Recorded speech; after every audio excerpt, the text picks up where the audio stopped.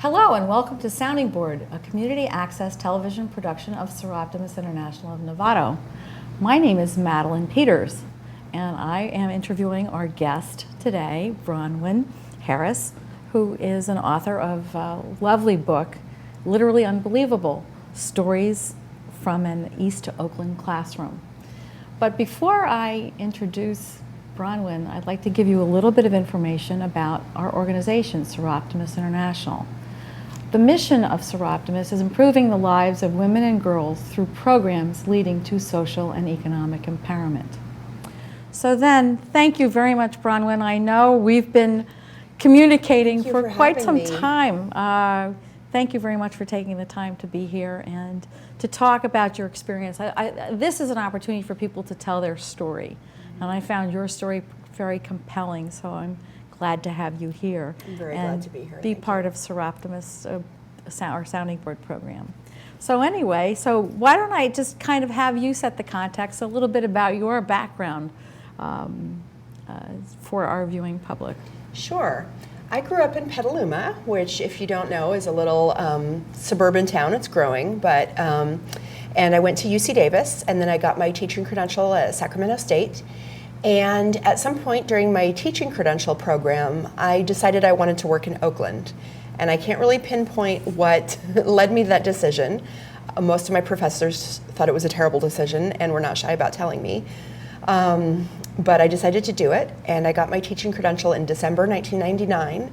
And in January 2000, I was looking for a teaching job in Oakland Unified School District. So there you go. You're a local person, grew up in the greater San Francisco Bay Area, and your education locally, and then you are looking for a teaching job, and you're in the Oakland Unified School District. So one of the things in prepping for this talk, I asked you to identify some points that you wanted to make, and so why don't I have you talk about your initial experience when you stepped into the classroom? Sure. So if you think about the school year, finding a job in January, there aren't a lot of options. That's true. So I actually took over from a teacher who had left. I found out later he had left because he started getting panic attacks every time he saw the school. They didn't tell me that when I came. And the class, which was first grade, had 6 substitutes in between. In the year? In the year. He left in October, and between October and Christmas vacation, they had 6 substitutes. So here you are, you're a brand new teacher, newly minted in December. 24 years old. And you're stepping into a classroom where the teacher left with panic attacks, and there's just been a rotating series of teachers since then. Yes, I walked into the classroom on the first day, and a child threw a book at my head and said, "We don't need no more teachers." And that was my introduction to teaching. So this is what I think you talked about. This is culture shock. Yes, it was definitely culture shock. Okay, and so that was your arrival story to this school district. So how did you feel it? Right at that time? I felt completely unprepared. Nothing in my teaching credential program had prepared me for this. Exhausted most of the time, overwhelmed, and I quickly learned that all the other teachers at the school were also overwhelmed, so there wasn't anyone to help me out. And then it was also interesting in sort of a sociological thing. I had never been the only white person in a room before. I had never experienced what being a minority was like. And the part of Oakland where I was teaching, I was definitely the minority. So this was a completely new experience for you. And here you were in part of a state teacher credential program with the idea that a teaching credential equips you to teach at any public school anywhere in the state of California. But there are obviously significant differences between your experience in teaching and your actual first teaching job. Absolutely.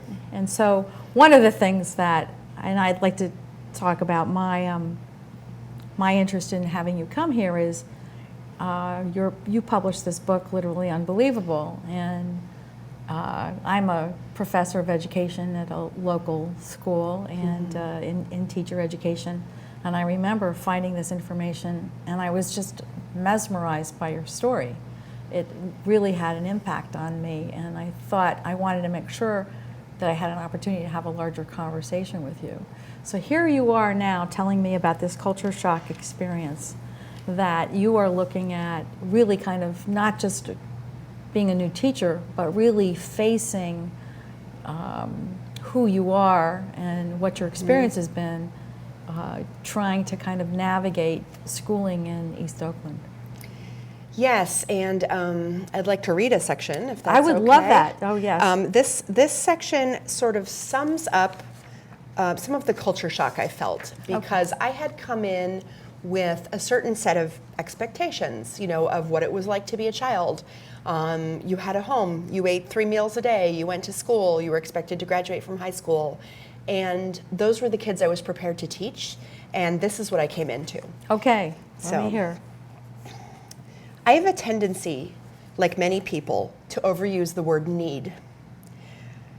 I say I need the new iPhone or I need a pedicure, even though those are clearly things I just want.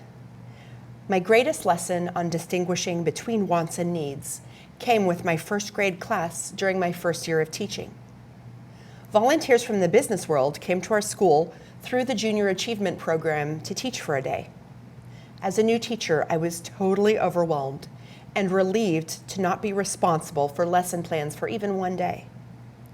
However, I was nervous about how an idealistic business person would deal with 20 extremely needy first graders living in one of the most violent parts of Oakland. The woman who showed up at my class was clearly unnerved to be in this particular neighborhood. When she walked in, she was shaking slightly, and she stammered the first few times the kids asked her a question.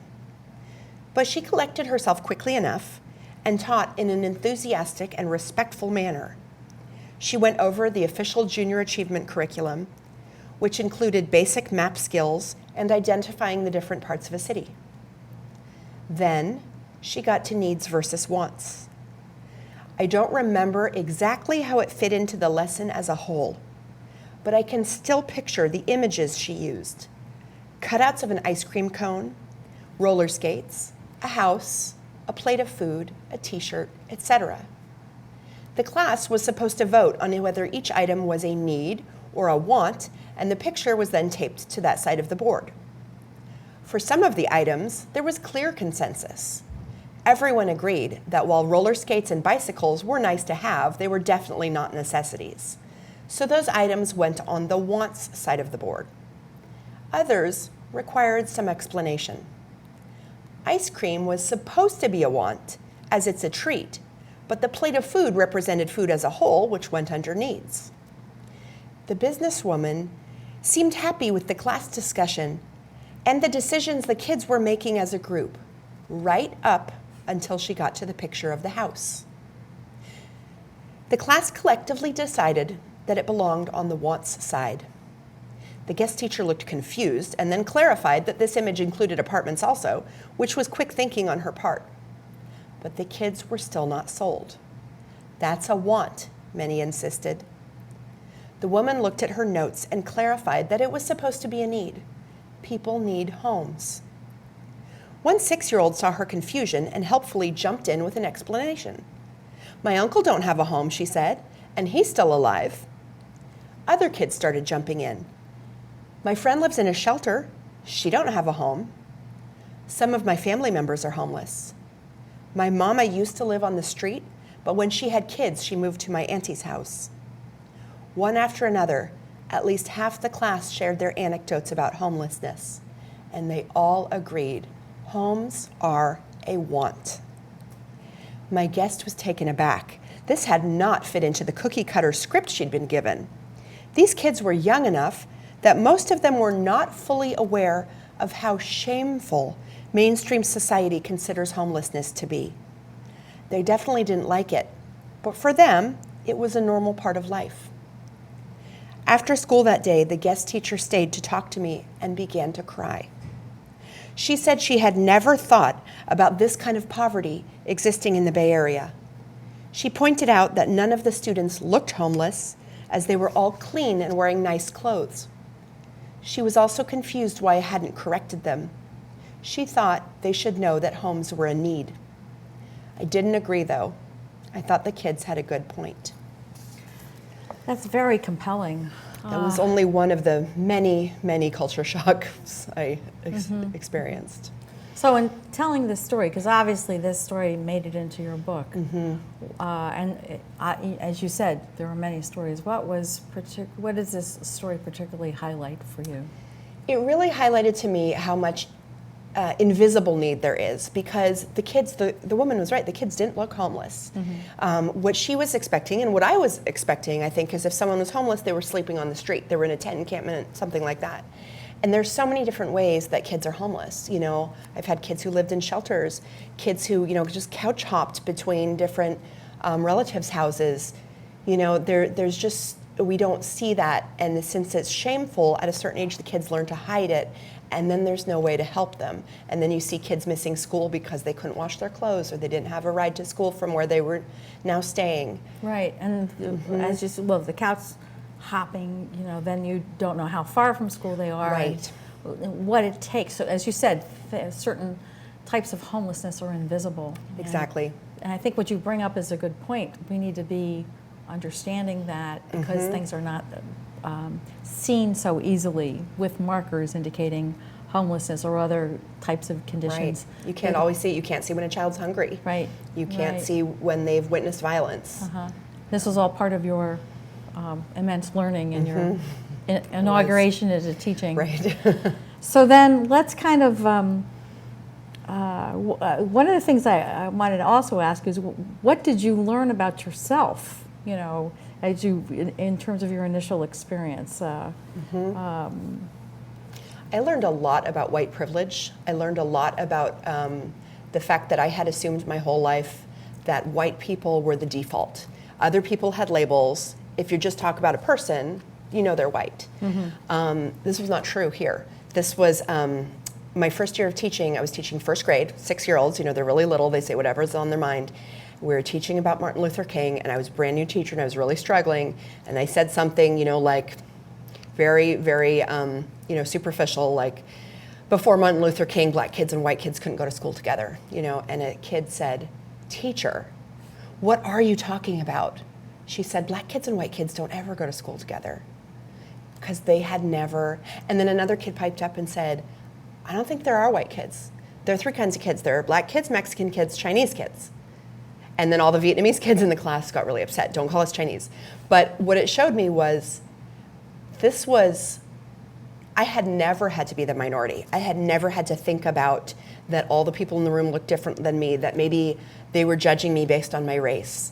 And it's exhausting, as I'm sure any person who's not white can tell you. And the kids just had a completely different conception. They actually had a really interesting conversation about if there are white kids, because there are white teachers, so white teachers have to come from somewhere, so there must be white kids, but they had never seen it. So as I had sort of, you know, thought that racism was this thing that happened in the past, and, you know, everything's fine now. And I started taking these groups of all black and Latino kids, or all black, Latino, and Asian kids on field trips, and buses would pass us up one after another. So you really experienced, as the teacher of these students, you really experienced what they experience as part of, your students' experience as part of their everyday life. Exactly. And I started to learn that everybody has an implicit bias. And I had never had to think about that before. And as a white teacher, I definitely had an implicit bias. And I think the most powerful moment was in my second year of teaching. I was working with a young man who was very angry for a lot of reasons. He was an African-American boy, and we had been working on his anger. We had been, you know, using different techniques to calm him down and having him write about his feelings, and his mother was great, and she was on board with all of this. And I wrote down in the comment section of his report card, you know, I wrote his name and I said, "Has been very angry this year, but we're working on it," something like that. And his mother taught me a really valuable lesson. She came in and she was so kind and she was so patient with me. I was 25, you know, and she said, "Miss Harris, I don't think you understand what it means to label a black boy as angry. This piece of paper is going to follow him in his folder through 12th grade. And teachers are going to read it, and they're going to have a preconceived notion of what he's like. And I can't tell you how many times my son has been labeled angry, defiant, aggressive, and those are labels that we don't give to girls and we don't give to white kids nearly as much." And she said, "Please, can you change that?" And you know, for the first second, my knee-jerk reaction was to be very defensive, defend myself and say, "I'm not racist. This isn't a race thing, I'm just telling the truth." And something in me in that moment made me be quiet and listen to her and change that. And that was the beginning, I think, of being able to just a little bit see how my white privilege can affect other people. Well, and your power and influence Exactly. has a huge impact. And she was, as you said, very kind to try to point that out. So she was instrumental in kind of extending your thinking or having you look differently at this particular situation. And she obviously had a lot of respect for you, too. I'm really grateful she approached it in a way where I could not be defensive, where I could let that down. Right. Because, of course, the power dynamic in a school in a very low-income area, the power dynamic always goes to the teacher. And she was standing up for her son in a way I could hear it. Well, you mentioned, too, it's not as though the school community had any other place to go to, because you told me in our early conversation there was no PTA. Right. So the interesting thing about my school, Oakland is a very, very segregated district and a very segregated city. And if you give me a map of Oakland and you just point to a place, I can tell you what with pretty good accuracy what the ethnicity and socioeconomic status is. Above 580, you have the Hills schools, and they're wonderful. They're easily as good as many private schools, a lot of times better. They can have fundraisers, and of course every public school is still needy in a lot of ways, but they can have fundraisers where they can raise tens of thousands of dollars easily at a silent auction. I was teaching in what we call the flatlands, which are mostly below 880, almost 100% minority. We call them majority minority schools, but my school was 100% minority the whole time I was teaching, except for 2 Bosnian refugees who came. They were the only white kids we ever had in our school, and they left as fast as they could. So we'd try to get parents together, and part of the problem was we had a really high turnover of principals and teachers. So there wasn't a lot of relationship building with parents. But then if you think about it, the parents who serve on PTA are ones who often come from a 2-parent family because one parent can take care of the kids while the other parent's at the meetings. They often come from a more higher socioeconomic level because they have the time to volunteer. They're not working 2 or 3 jobs to try to make rent. The parents I worked with very often were working 2 or 3 full-time jobs. They were often single-parent families. They often didn't have transportation, and in that part of Oakland, it's not safe to walk at night. Many of them didn't speak English. Many of them were afraid of being deported. And many of them had had really bad experiences in their own schooling, and they didn't want to go back to the school. Right. There was no real bridge. Right. A positive bridge to school. School was not a positive experience. Exactly. And so no way to make that connection again. Now, you also talked about the schools being where kids are set up to fail. And I want to make sure there's several things quite a few things you talked about, but I want to make sure I give you a chance to talk about that. So if you could address that. The situation that you describe is really complex in and of itself. And now then the structure of the school itself, if you could comment on that. So the district has never been equipped to deal with these 2, polar opposites. And they're always very slow to respond to any of the requests at our school because there weren't parents threatening lawsuits. There weren't parents pushing that. There weren't people advocating for the children. In my almost 8 years teaching, I went through 5 superintendents, 8 principals, and about 200 teachers because the turnover was so high. It was such a hard place to work. And without consistent leadership, you can't get anywhere. That's true. You just can't. And we had principals, some of whom really tried, some of whom were clearly sent there because they had been let go from other areas. And this was during No Child Left Behind. It was during the height of No Child Left Behind. I started teaching 2 weeks before George W. Bush was inaugurated. And No Child Left Behind punished schools very quickly that didn't do well on standardized tests. And if you think about it, you're comparing kids at my school who were only eating the school lunch, that might have been their only food for the day, who didn't have homes, who didn't have a quiet place to do homework, who didn't have parents who spoke English who could help them. You were testing those kids against kids who had everything they needed and who had extracurricular activities and tutors and enrichment. And No Child Left Behind was a proficiency test. It was not growth.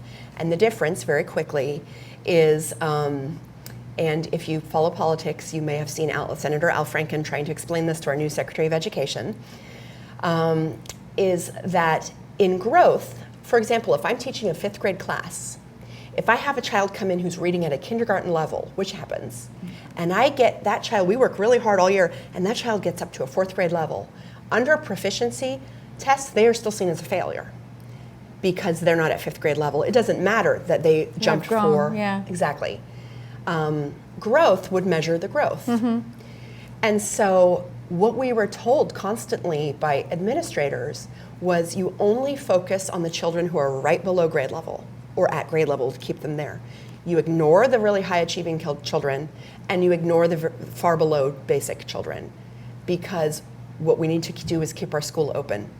And I would say, but these kids don't know how to read. I'm teaching 3rd grade and I have kids who don't know their letters. I need to focus on them. And they would say, no, you can do that after the school stays open. So this is life and death for the school. Mm-hmm. Either the school stays open and you play that game, Right. or the school is shut down. Exactly. And these kids have no resources. Mm-hmm. So the kids who needed the absolute most help, they weren't getting it because they wouldn't help our test scores. Right.